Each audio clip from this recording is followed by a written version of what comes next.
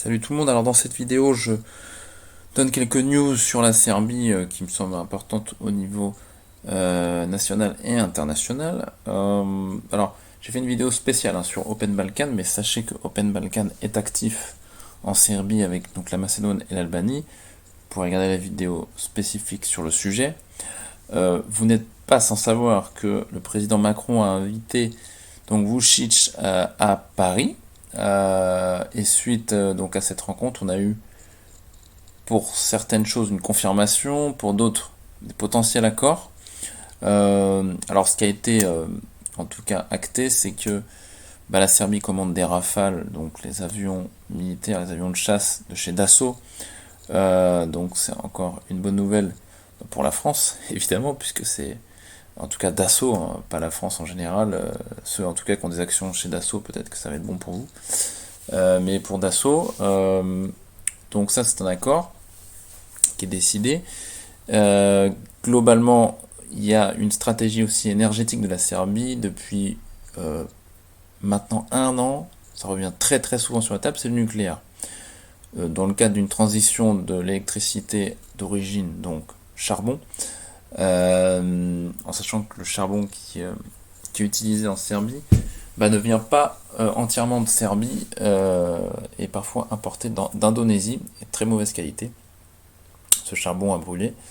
Mais peut-être parce qu'il est moins cher. Alors, je ne connais pas les tenants et les aboutissants ici, mais c'est assez impressionnant de ramener du charbon de si loin pour le brûler et faire l'électricité. En tout cas, dans le cadre de cette transition vers une électricité qui reste bon marché et qui sort du charbon, ici, le nucléaire est donc sur la table, et donc qui mieux placé que les Français, avec notamment EDF, pour faire une centrale. Donc, c'est en pourparlers. Il n'y a pas d'accord de signé, mais il y a des discussions avec EDF. Alors, ce qui est assez marrant du côté français, c'est que bon, on serait plus sur nous une tendance à fermer les centrales en France. Mais en tout cas, EDF, je suis content pour eux qu'ils arrivent à trouver des marchés ailleurs, parce que sinon, la boîte elle va fermer bientôt, hein, si ça continue comme ça. Bon, j'exagère évidemment, EDF ne va pas fermer, mais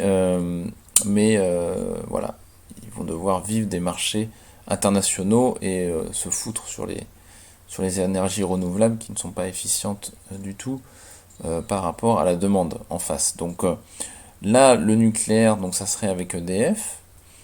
Il y a deux options qui ont été présentées, c'est-à-dire de construire une centrale nucléaire. Alors là, je parle du côté serbe, je ne sais pas si ça a été discuté avec EDF, mais de construire une centrale donc en Serbie, ou alors d'en construire une en Slovénie et d'envoyer l'électricité vers la Serbie. Bon, c'est pas très loin tout ça, mais je sais que c'était des options discutées et discutables. On verra si ça se concrétise. En tout cas, sachez que voilà, pour avoir une électricité qui reste bon marché, c'est un projet ici de faire donc du nucléaire.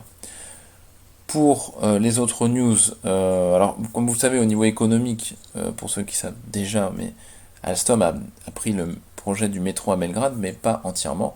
Il y a une partie qui sera faite par les Chinois, donc je me demande même si c'est pas la plus grosse partie qui sera faite par les Chinois.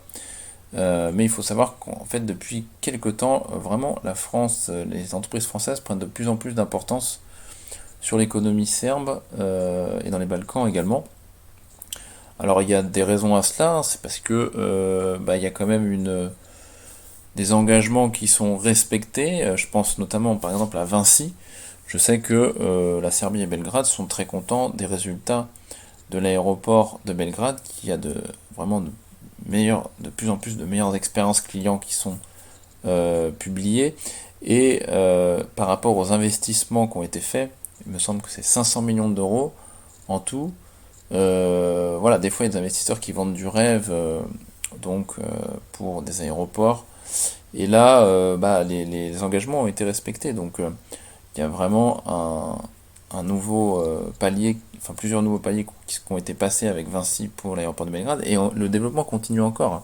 C'est pas fini. Mais voilà, la Serbie est très contente de ces résultats, et donc par définition, les investisseurs français ont plutôt la cote par rapport à cela. Voilà. Après, ça reste des personnes, des entreprises qui sont différentes les unes des autres, mais en tout cas, les signaux sont bons. Donc, ceux qui veulent faire quelque chose de sérieux dans le développement d'infrastructures, il y a peut-être de la place pour une entreprise française. Je pense actuellement à Bouygues aussi, qui, je sais, est intéressé pour proposer ses services pour différentes portions. Je crois que c'est une dizaine de portions, en tout cas, des développements autoroutiers, du réseau autoroutier serbe. Donc voilà, la France, dans les news en Serbie, elle est très présente économiquement, et voilà, ça change un petit peu que de laisser l'Allemagne tout prendre, ou les Chinois, puisque c'est les Chinois qui prennent la plus grosse part du gâteau sur les infrastructures de manière certaine ces dernières années, et même, je pense, dans les années futures, restera les Chinois les plus compétitifs, puisque ils arrivent avec des offres assez fracassantes qui sont difficiles je dirais, concurrencer. Donc voilà globalement, suite à la venue de Vučić, que je voulais un petit peu vous annoncer ici, pour ceux qui ne suivent pas ça. Et c'est à peu près tout. Je dis, au niveau du gouvernement, il y a des changements, changement de Premier ministre, donc un petit peu d'instabilité politique en Serbie. Mais bon, les routes continuent à se développer, à se construire pour le coup. Donc voilà, c'était une petite vidéo pour vous partager tout cela. Voilà, j'essaierai d'en faire une prochaine si je vois qu'il y a des informations pertinentes à partager pour la Serbie et pour vous. Je vous souhaite une bonne soirée ou une bonne journée et je vous dis à bientôt. Ciao.